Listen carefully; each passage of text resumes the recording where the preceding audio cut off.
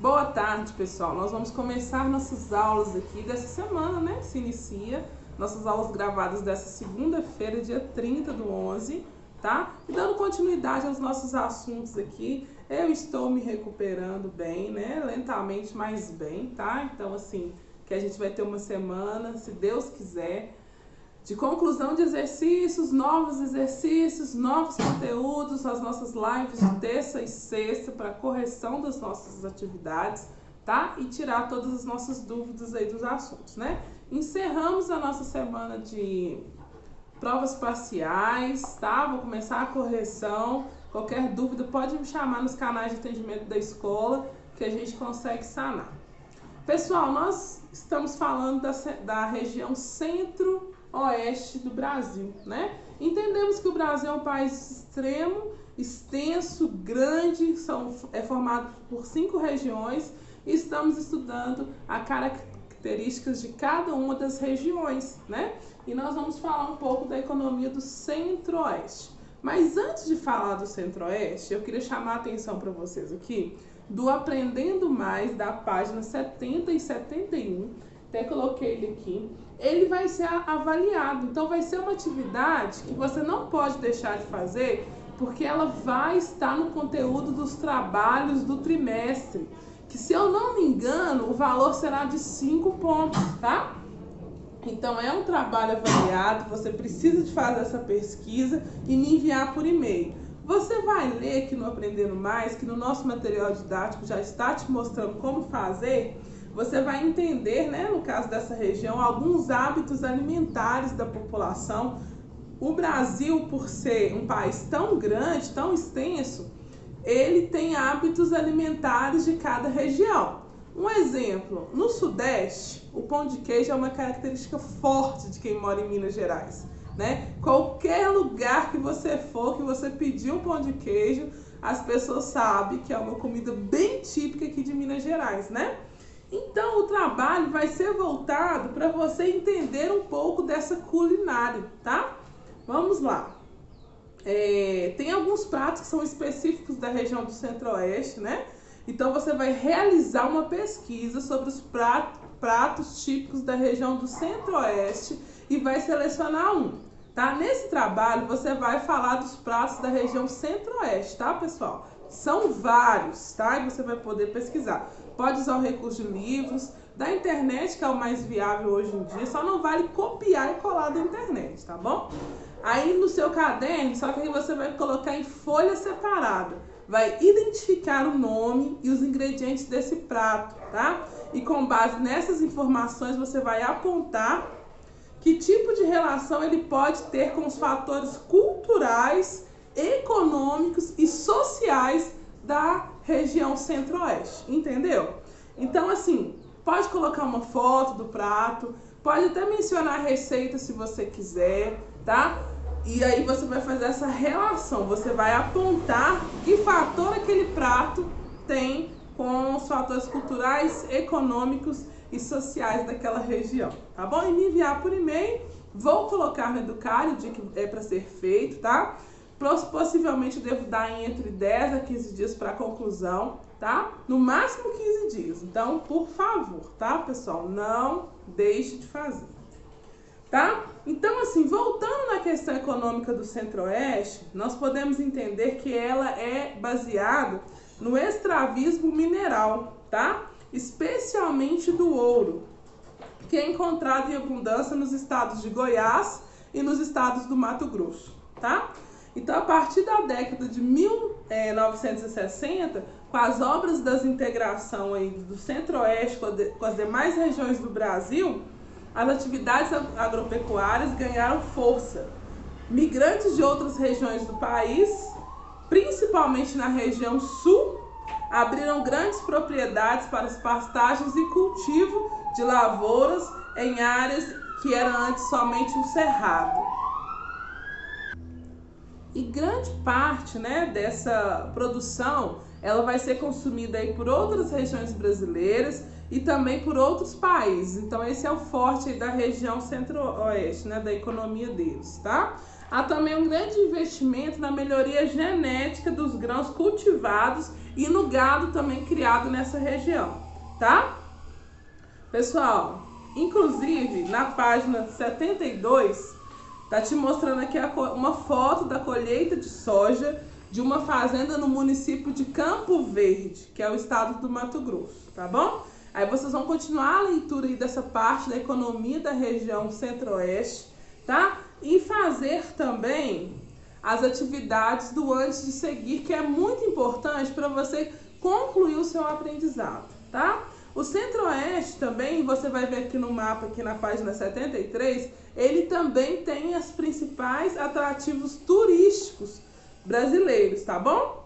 Inclusive aqui a gente tem um mapa aqui que a gente consegue verificar, né, todos os pontos todos os atrativos turísticos, tá? Dessa região oferece. Inclusive em setembro eu tive a oportunidade no feriado de conhecer, né, essa região, uma região muito atraente, muito bonita, vale a pena, né, no ano passado. Deu muito interessante saber dessa diferença do clima. Muitos de vocês também, ou então familiar, deve sim conhecer, né, ou deve ter tido a experiência de conhecer, porque é um ponto que os mineiros vão muito visitar, que é a cidade de Caldas Novas, tá? Ela é repleta lá de hotéis, com piscinas, águas quentes, que é uma característica daquela região, né? Então, assim, vale muito a pena. Igual aqui em Minas Gerais não tem mar, então os mineiros geralmente eles migram para o litoral, e agora eles têm achado ponto de encontro também lá em Caldas Novas, em Goiás, aí na região centro-oeste, tá? Nós vamos fazer então essas atividades antes de seguir. Não esqueça do trabalho, não esqueça de ler todo o conteúdo, tá, pessoal? Essa atividade do antes de seguir, ela tem só 3 questões, então não deixe de fazer. Releia o assunto e, se for possível, não acumule suas atividades, tá bom? Qualquer coisa, estou disponível no canal da escola e até amanhã na nossa live.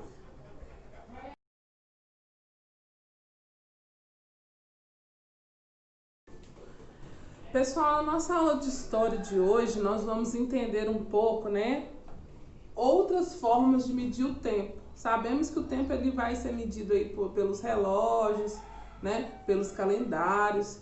E nós vamos trabalhar hoje na aula de história da página 74 até a página 81 com 2 atividades para fazer dessa aula, né, antes de seguir da página 74 a 75 e a página antes de seguir da página 80 e 81, são essas 2 atividades aqui. Também nós vamos ver os povos indígenas da Amazônia e o tempo, como que eles mediam, né? Uma coisa que a gente tem estudado nesse capítulo, como que as pessoas se orientavam, né, pela natureza através do tempo, que hoje a tecnologia nos ajuda a compreender as estações do ano, o início do dia, o início da noite, as horas, e conseguimos viver reféns desse tanto de coisa que tem que fazer no dia, nos orientando através dos nossos calendários e dos nossos relógios aí também, tá? Vou ler as partes importantes.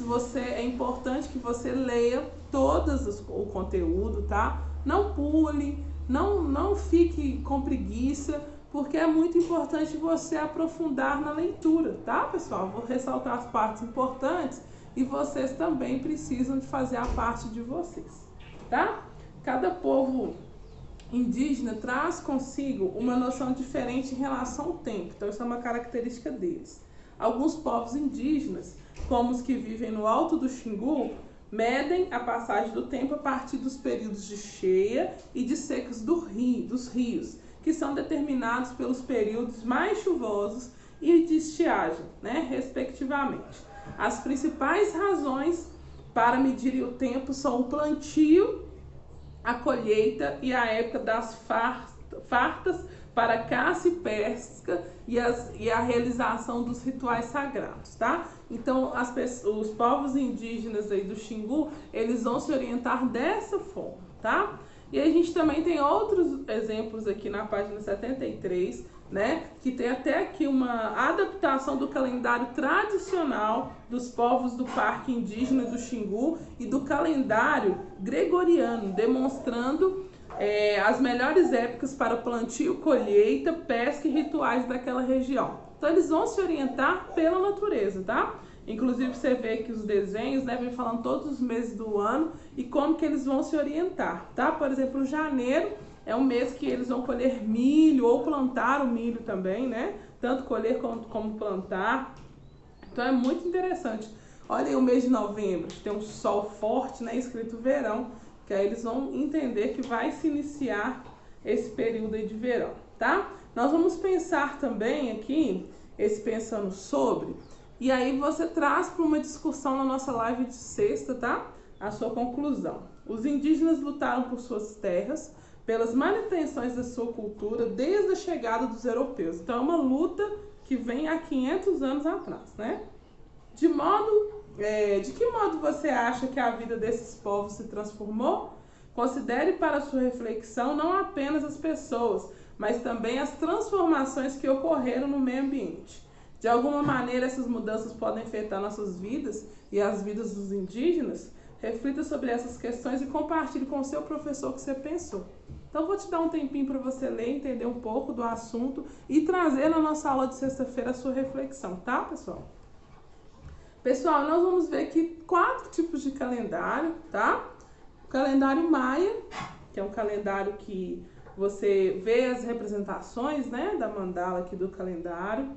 Os maias eram uma civilização que viveu na região da América Central, tá? Eles entendiam que o tempo funcionava, o tempo de uma forma cíclica, ou seja, não existia início e fim, mas a ideia de continuidade, tá? Como se tratava de uma sociedade regida por vários deuses, essa civilização considerava-se que as divindades influenciavam a realidade. Por isso era comum a realização de oferendas e sacrifícios para manter a ordem do seu tempo, tá? Então aqui que os maias também, eles não possuem apenas um calendário para medir o tempo, mas sim para um sistema deles, tá? O mais importante é que tinha 260 dias, que era combinado com outro calendário de 365 dias, formados pelo ciclo 13, formado por ciclos de 13 a 20 dias, tá? Esses calendários eram bem diferentes que se utilizam atualmente, e cujos ciclos são de 7 dias semanais e cerca de 30 dias mensais, muito parecido com o calendário que a gente usa, né? Esse aí é um templo localizado no México, tá? Utilizando conhecimentos matemáticos e geográficos também, tá certo? Olha lá, pode ver a foto e as referências aí. A gente também aqui tem o calendário do Iorumbá, que são povos que possuem diversas maneiras de medir o tempo, e eles vão contabilizar o início do seu ano com o início da colheita de inhame. Ou seja, além de variar de local para o outro, também varia a razão dos regimes de chuvas e mudanças climáticas, tá? E vocês vão continuar lendo aí sobre esse calendário, tá bom? Foi o primeiro dia que é dedicado a Ogum, né, que é o deus do ferro, e ao Xangô também, que é o deus do trovão, e vários deuses aqui que eles vão se dedicando aos dias do ano, tá? Aí tem o calendário islâmico também, né?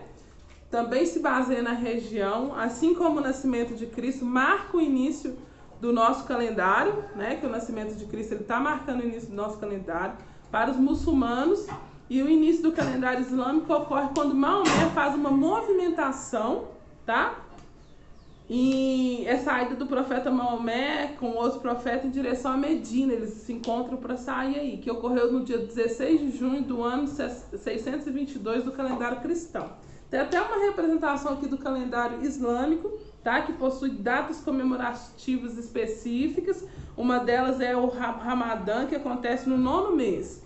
E nessa época do ano, a maioria dos muçulmanos ficam em jejum em respeito aos princípios islâmicos, tá bom? Aí você vai ler aqui também. A gente também, né, tem inclusive uma característica do povo muçulmano, que eles fazem oração, né, que se reverencia 5 vezes ao dia, tá? Virados em direção à Meca aí. Então eles têm essa característica com eles aí, tá? E tem o calendário chinês também, que é considerado o primeiro dos registros realizados para se contar o tempo cronologicamente.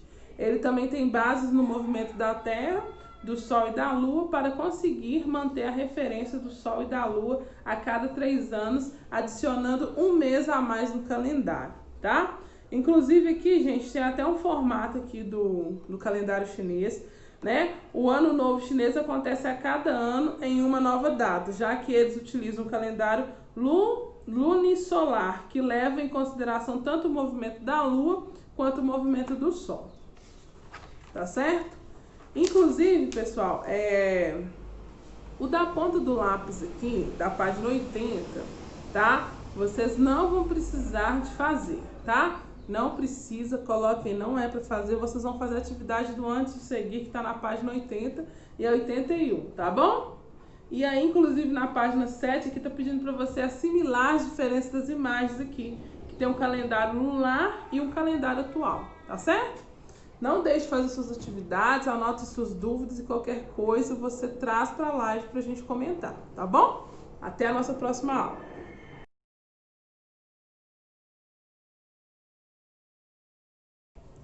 Pessoal, na nossa aula de matemática de hoje, dessa segunda-feira, nós vamos estar relacionando a fração com o número decimal e a porcentagem.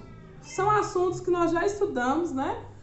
De forma separada, e agora a gente vai fazer a junção deles. Vamos lá, página 146 até a página 149. Observe a história a seguir. Professorinha aí, uma sala de aula, né? Morrendo de saudade desse momento, eu acho que todo mundo tá, mas em breve estaremos juntos, se Deus quiser, tá? Estou vendo alguns lugares vazios. Você sabe me dizer que quantidade de aluno faltou? Aí uma menininha respondeu 1/4 dos alunos. Eu acho que foi 0,25 do total de alunos. Faltaram exatos 25%. Tá vendo que misturou os 3 assuntos? Penso que todos vocês estão com razão. Então tem 3 formas de responder isso aqui. Vamos verificar, né, pessoal? No quadrado anterior, ao responder a professora, cada aluno indicou uma quantidade aparentemente diferente. Um dos estudantes mencionou a quantidade dos alunos que faltava por meio de fração, que foi 1/4. O outro por meio de número decimal, 0,25. E um terceiro aluno por meio de percentual, que foi 25%. Analisando as 3 representações, pode verificar que elas correspondem à mesma quantidade. Vamos ir lá na representação aí no seu material didático, olha aí pra você ver. Tá? Pois bem. Tá aí a representação, 25% igual 25 centésimos, que vai equivaler a 0,25, né, pessoal? Aqui, ó. A representação lá tá assim, ó. Então, aqui, ó, esse 25 aqui vai representar 25 centésimos. E o 100 aqui, ó, vai simplificar a fração, né? Se a gente for fazer a simplificação de fração, a gente vai ter 1/4. Apesar de serem quantidades equivalentes, há casos em que será melhor trabalhar com determinada representação de acordo com o contexto abordado.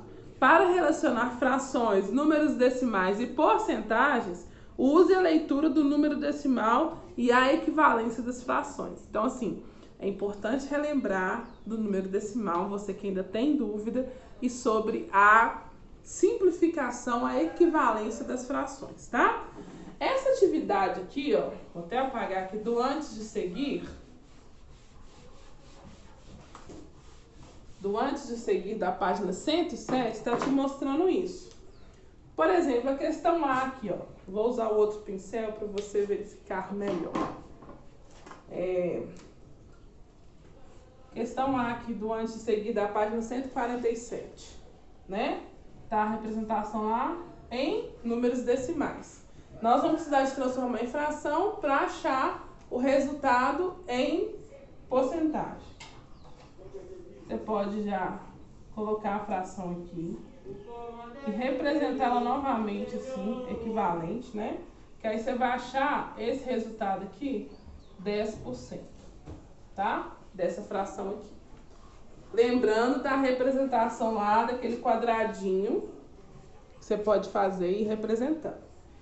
E aí, a questão é o seguinte: represente cada número decimal por meio de fração, né?